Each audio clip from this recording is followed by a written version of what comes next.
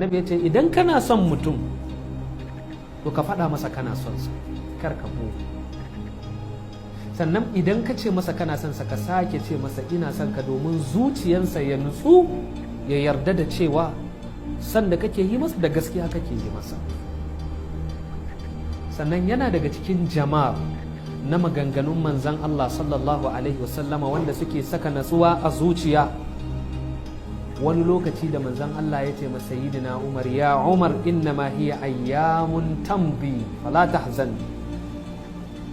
Sayyidina Umar ya zo yana damuwa, annabi sai ya ce masa ya kai Umar ka sani wannan ranakun suna da iyaka, da su shige, kar kai bakin ciki. Saboda haka duk abin da ka ganka a ciki na ma'azak al-ma'azik, ɗaurin huhun goro da duniya take yi wa mutum ya rasa mafita, to ayyam za su shige, kuma Allah Ubangiji